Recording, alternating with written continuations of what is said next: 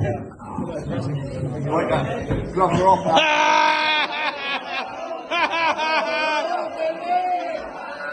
Shit's hit the fan. So what about this place, eh? Nice place at all. Bit of an upgrade for Pip from the Loughborough at least.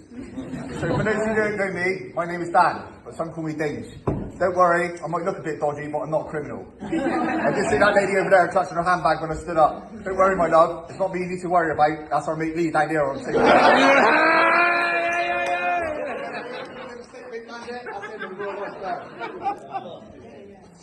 That's not even his missus sat next to him, that's his parole officer. We have got him to thank for the beef today though, we sold it from M&S this week. No, but seriously though, keep an eye on your bags today. Anyway, I was going to keep this speech short, like the groom. He's so short he's standing on top of his own wedding cake later. Now I'm not sure if anyone knows this, but Pete actually had a bit of trouble picking his best man. At first, he asked his most successful friend, and he said no. Yeah, oh. And then he asked his best looking mate, and he also said no. And then he asked his funniest mate, and I said, for fuck's sake, Tom, I told you twice already, and I was getting embarrassed. Hey! Well done, Dange. So eventually, I gave in, and after he asked me, he really had to scrape the bottom of the barrel. But Tom had a plan. He thought, how do I make myself look good on my big day, after standing next to me, of course. So, to help himself out, he also dragged in our shortest mate we got. At least that way he can make himself look taller in the photos at least. And also, get kids out of clearance on suits. So that's like Adam over there, the runner-up best man. I'm kidding. When I found out Adam was going first, I thought, shit, how am I going to follow that? And I was right, I could barely follow a word of it, mate. So what can I say about Tom? He's a family man, a hard worker, a great mate. And he is always there when you need him. Usually hungover, but he's still there. Oh, and there's the whole fake Italian thing.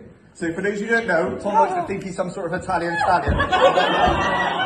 It's more like Super Mario. In reality, the closest thing he's been to Italy is ordering a Peloponnese Planty up West Street at Mezzaluna.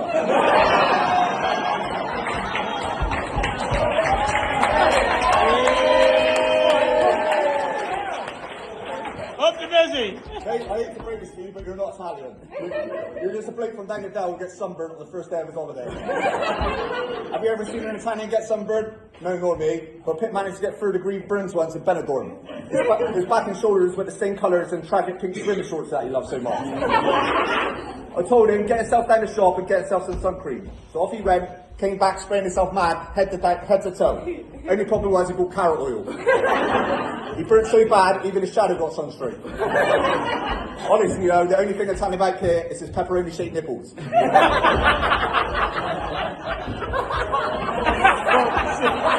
Fuck, Dange.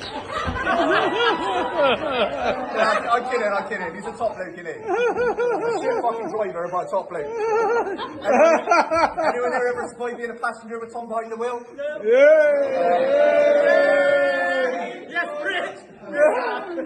Congratulations. And then you know what I'm talking about. He drives like we got extra lights. Like he's just going to respawn after he crashes. The worst thing is he's so heartily he believes he's a good driver. Which is scary because he's crashed more times in a dodgy fire strip trying to string the box in. 1 year. My insurance company says 1 year.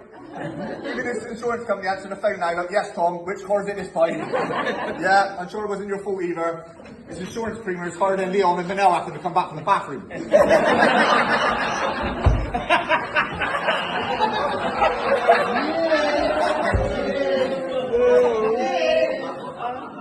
And the scariest thing is, most of the time he's not even drunk, which is impressive because he's drunk most of the time. But despite all his crashes, the one thing that nearly took him out wasn't a car. Oh no, it was a trampoline. Yes, a kid's toy. After getting back from the pub, he told Lauren and the kids he could do a backflip easily when he was younger. Are you sober? I've known Tom my whole entire life, and I can confirm he's never been able to do a backflip. Nor has he ever had the six-pack he keeps telling Laurie out back in the day. The only six-pack I can remember Tom having is in the fridge. So God knows what he was trying when he tried that and broke his leg and nearly killed himself in the process. All jokes aside, when I found out Tom was in the ICU fighting for his life, I was devastated. I sat down in a dark room, I put my head in my hands and thought to myself, where else the stag do fuck, stupid cunt?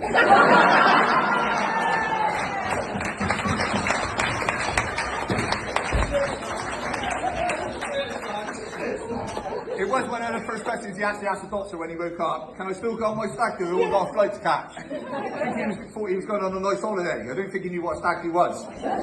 Luckily he did pull through. The stag was shit, but the lad's holiday was great. He moved away every outfit he had to put on. Now let's move on to the bride. Can you all agree how stunning Lauren looks today, and the bridesmaids too?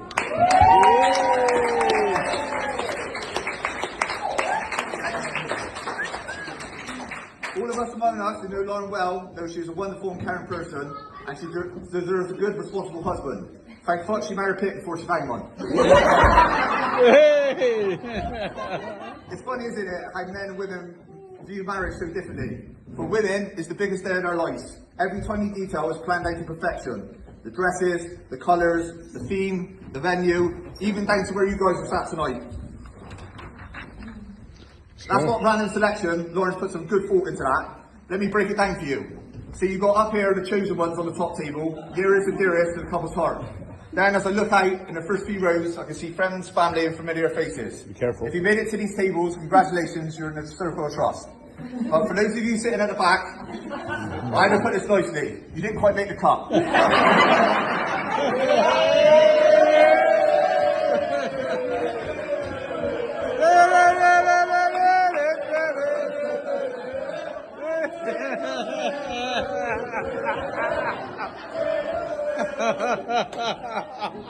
I know bring it out for you. Think of it like a movie. These guys at the front are more like the main characters. You're more like extras.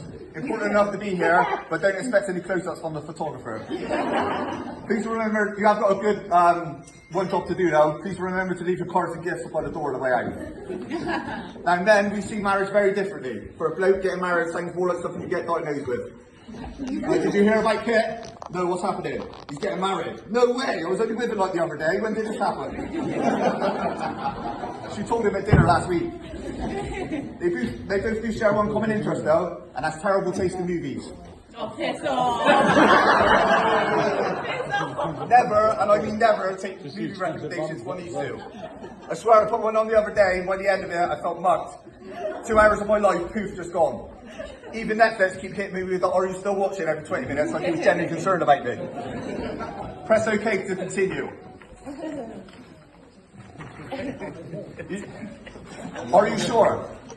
You know what? I'm not sure. I'm not sure about anything anymore. I'm not sure if I really even know these two. Friends don't put each other through that sort of mental torture. After I watched it, my Netflix recommendations look like a 12-year-old with a sugar rush. I suppose this is coming from the guy whose favourite movie is still Happy Gilmore. The sad thing really, that is height and it's maturity. Made of wood! Real sturdy!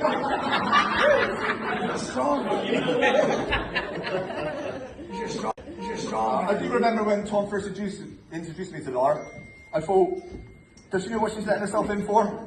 How is she going to cope with Tom? Imagine my relief when I found out she was fully trained in taking care of incapable and disabled people.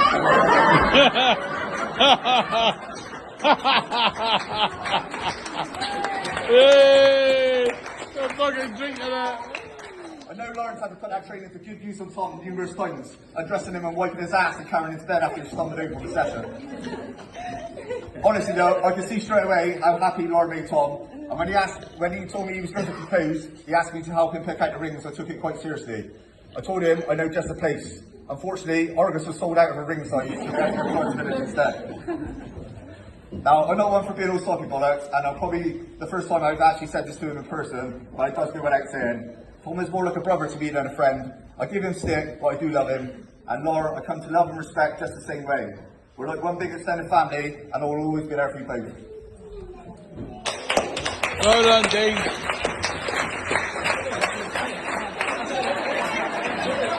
We got another 2 pages. Another 2 pages. Nice part. I know Tom's dad Gar would be so proud of the man he's turned out to be, and he can rest easy knowing he's got a strong woman like Lauren by his side.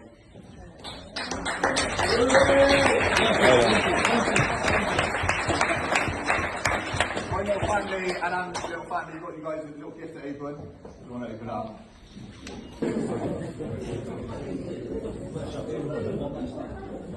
He's gonna be fuming.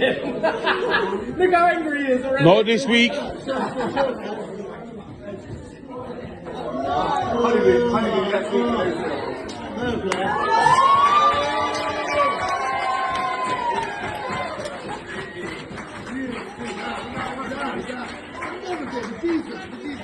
very much. I'll call you Dames. I didn't even book it. When is it? Can everybody raise a glass, please?